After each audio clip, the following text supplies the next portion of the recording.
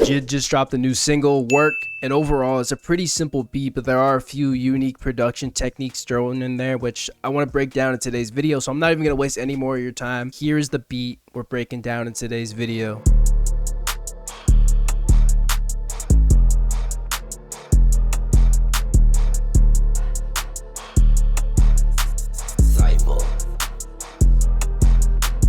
I started my sample by laying down this extremely simple chord progression.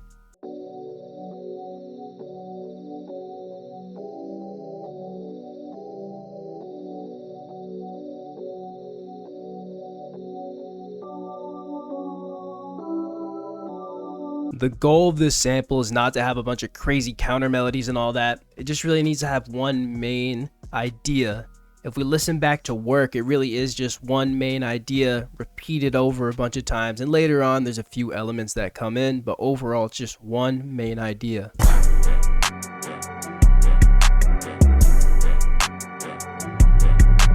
The way I laid down this chord progression is extremely simple. I just went into the key of B minor and I just started with a B minor chord. Now I've actually learned how to play the MIDI keyboard, so I naturally know all the different chord positionings in each scale. But if you don't, you can simply just use the scale highlighting. I go over it in every single video. So just, scale highlighting, select your key, minor, natural, and then you can go to B or whatever your root note is, and you just follow the notes in the scale. When it comes to dark trap, a very common thing you can do is lay down your root chord.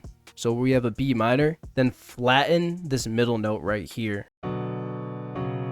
Gives it a very sinister, dark feeling. Another thing you could do for that dark feeling is use a diminished chord. So in your minor scale, it's going to be the second note of the scale. So second note of the scale is C sharp. So we built a chord off C sharp and it sounds like this. And those are the only chords I used, so just making a very simple repetitive pattern with those chords. Over here it looks a little bit different, but I simply just took the middle notes of these and I put them up an octave, which you can do by pressing Command up arrow. Extremely simple ideas so far, but now this is when we sauce it up. I made a bunch of different sections of this sample, but there really is no counter melodies at all. The way I was able to make different sections with just this one idea is with layers. Especially with a repetitive melody like this, it can get super boring if you're just playing the same thing on repeat for 5 minutes. Sometimes that does work, but if you do want to have some stuff to really sauce it up, make it a little bit more unique, this is where layers come in. So for this first section of the sample, I have a few different layers going on here. I have the exact same chords in this omnisphere choir.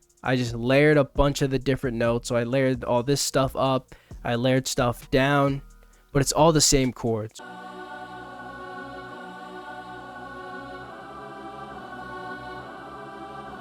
And now here's where I really started to sauce it up. If you listen to Work again, it sounds like there's some weird pitch bending effect on the chords.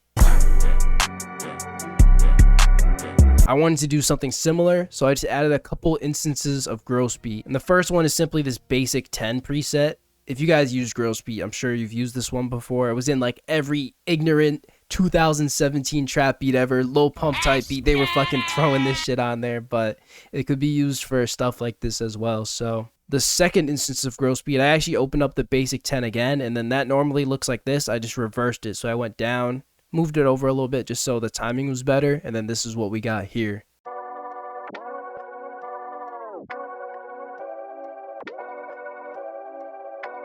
The final thing I did at the end of this fourth bar right here, I just simply cut it up and repeated it 4 times. So the way you would do that is you go to this little slice tool, just cut here, delete that, and then you could just simply copy it over 4 times. Now I feel like the sample really lacked depth here. So what I did was I found this bass line and I just simply followed the bass notes that I'm using in the chords, which is very simple. So it's just like this.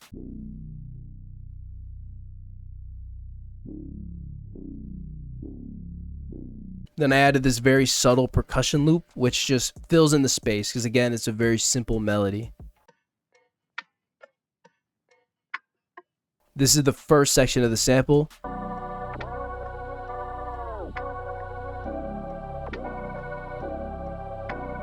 Now those main chords that I added gross beat to, they were a bit bright, and I think those playing on repeat for 3 minutes will get very repetitive. So for the second section, I took those out, but I kept in that choir, and then I added that original sound that I showed you in the beginning for the chord. But I think it still lacked a little bit of depth, and I didn't want to just copy the bass over. So if you listen to Work by JID, somewhere halfway through the song or so, this dark piano comes in, really filling out the low end, and I wanted to replicate that.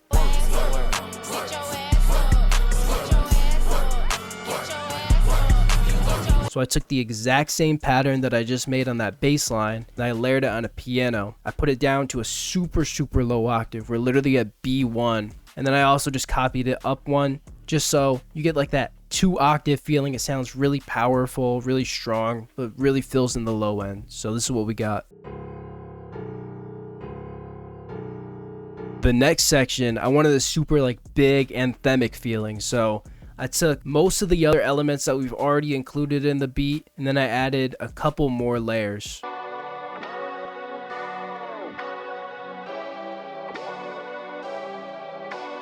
For the final section, I wanted something that still had energy, but also had the low end. Because if you notice in the last section, I took out the low end, just because you don't want too many elements at once. It's very easy to overdo sample making since you're not listening to any drums. So I just kept it simple, just had like those strings, and I had like a lot of the bass stuff and then the choir. So it still has that big anthemic feeling because I picked the right sounds, but it's also not doing too much.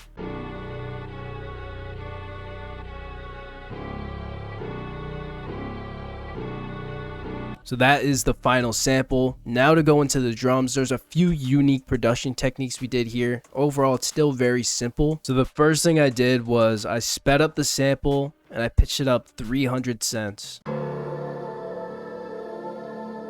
As I was making the beat, I realized I still kind of want that pitch bending effect, even on the parts that doesn't have those chords that have the pitch bending effect. So I went back in and I added another gross beat, which is just the same as that second one I showed you. I didn't do the first one. I just wanted to keep it very simple. But the sauce here is making it subtle. When I had it at full, it was doing way too much. So you can actually go to this knob and turn it down just a little bit, just so the effect isn't as harsh.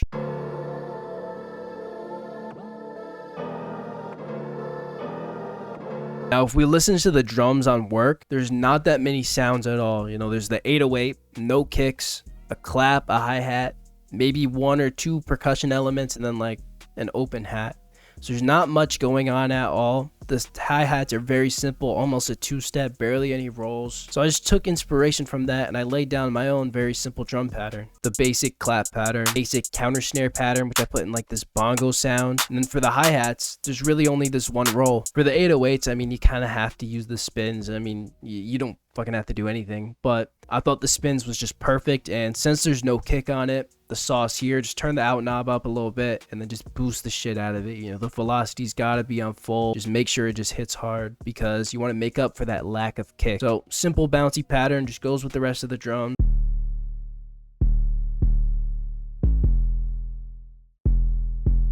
And don't be fooled. Yes, it's very simple, but there's so many other elements. Just look at this project. We have all this shit to cover as well. So next thing I did, just so it wasn't too boring, I added in this open hat in the second half, just so there's like a little bit of variation going on. But that only hits once every 4 bars, but that alone, just that one little sound being added in, is enough extra ear candy to hook the listener again, just so it's not the same thing on repeat. In Work, there's this stomp sound which comes in halfway through. I wanted to take use of that as well.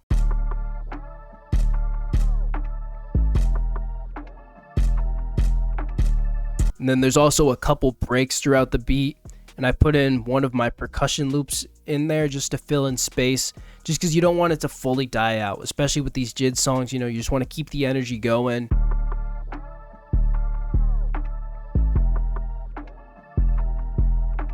So for the main drums, that's it. We're going to do a little bit of mixing now. For the 808s, I always just put them in mono, and then I put a soft clipper on them, and then you just want to turn them up as much as you can without it like starting to distort or sound bad. Mine's actually clipping a little bit, you know, it's going above 0 a little bit, and you shouldn't be scared to do that. A lot of people are scared to do that, but especially if you're not using kicks, it's not going to fuck up the mix. All your favorite producers are doing it like that. Don't be scared. A lot of people think they have to have their sounds way down here. You don't. It's 2025, you know, we're just boosting the shit out of it and it fucking works. So for my hats and claps, just simply taking out some of the low end, boosting the high end a little bit, just so it's a little bit snappier. And then I have this saturation plugin, which is just like an extra distortion to it. And I have that on both the hats and the clap. Other than that, I use good drum sounds, so I don't really have to mix them. I use a lot of my sounds. A lot of these came from my Metamorphosis kit, which is good for like Memphis beats, stuff like that. It's a big multi-kit, everything you would need for Memphis.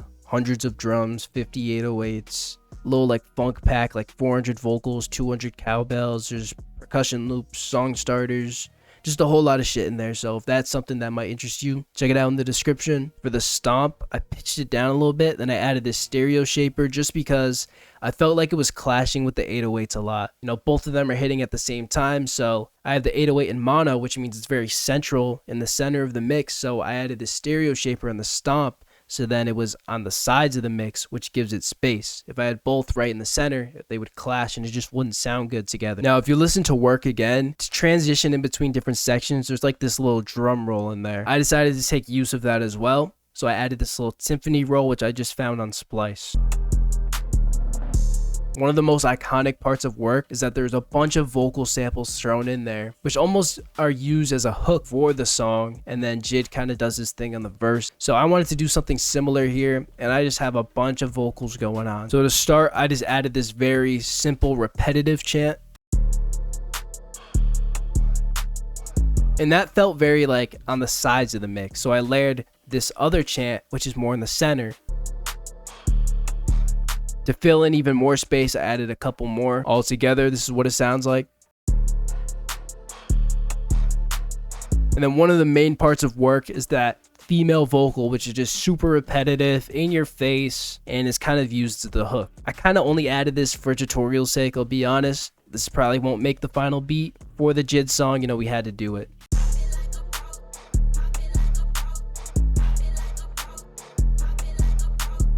So that was kind of used as the hook. Then we just have a simple verse where I just kind of keep the drums going the whole time. You know, you don't want too many breaks in there. Added the stomps and all that. Other than that, that's about it. Super simple. Hope you guys enjoyed this video. Let me know who I should cover next. Click here to watch another video, and I'll see you guys in the next one.